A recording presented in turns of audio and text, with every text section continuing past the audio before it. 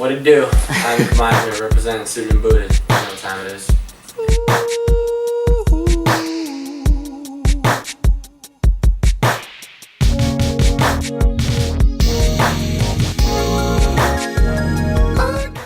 Alright, so Justin rehearsals have been, it's been a catch-up. It's been a bit of a game of catch-up. We're trying to learn all the old material that's going to be in the show and all the new stuff we're going to learn once we get on the actual stage. So these last 2 days in LA have been this non-stop, like, hard-hitting workshop and making sure everything's clean and perfect, so once we get there we don't have to worry about all the old stuff. All the old stuff's set, good to go. We can just focus on creating the new stuff.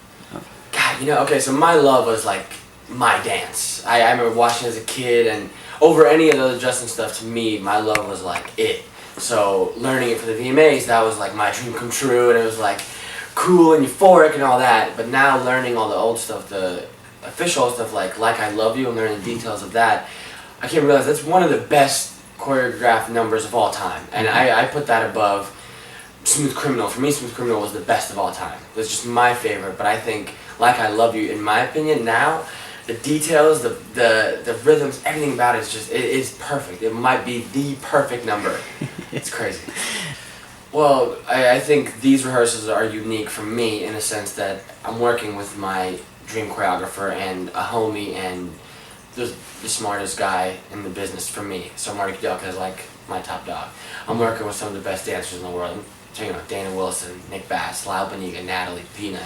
These are like the people I look up to on a regular basis. So to be in the room with them, it's one of the few times it's like a small group of us, and it's all of us are like close and out for the same cause. This is a nice, cool team aspect of it. So, I mean, it surpasses any other job I've ever done. Obviously, you helped with Take Back the Night, correct? A little bit with Take Back the Night. And Suit and Tie as well? Yeah, a little bit with Suit and Tie, okay. And then a lot with Mirrors, actually. Okay. I helped out a lot. And I tried to stay in the world that this is, which is Justin, which obviously is Marty. That's what he's most comfortable with, and that's just his look. That's just the feel. That's where I go in. And then I try to bring as much of my playfulness or the little silly things I do, with little accents that I like to hit. I try to bring my flavor a little bit, but still stay in what he's comfortable in. I don't want to give him, and not that I dance much more drastically different than Marty to begin with, but something that's completely out of whack, he's not going to be comfortable with it, so he's not going to be able to execute it to the best of his ability. Okay.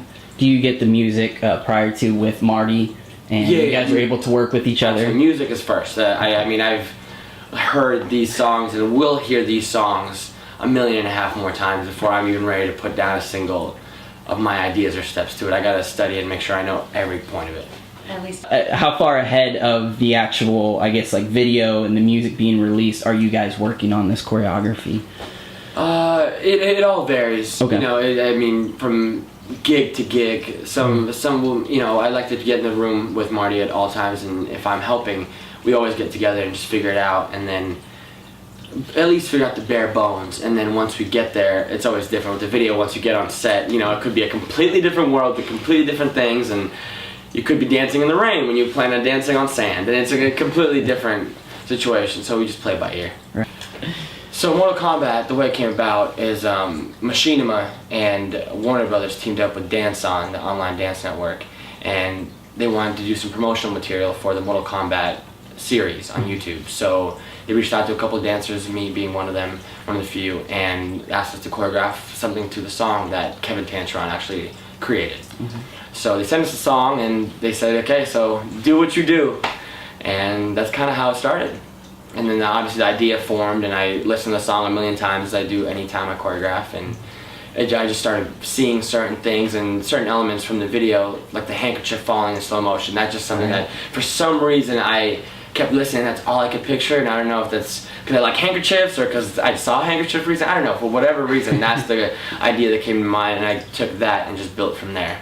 I wanted to stay true to Mortal Kombat. I wanted to stay true to fighting, and I wanted the colors of it and the dark costumes and battlegrounds and warehouses. So that's kind of where that's where I was going. Yeah, I saw one part specifically when you guys switched dancers and threw the handkerchief up and caught. I believe it was Terrence caught it, or Terrence jumped over me because he can jump higher. I was like, how many takes did that take? Not as much. And really? He caught it every time. He didn't miss it once. And you can go through all the outtakes. He didn't miss it once. It was more of the timing of it all had to be, perfectly clean. So.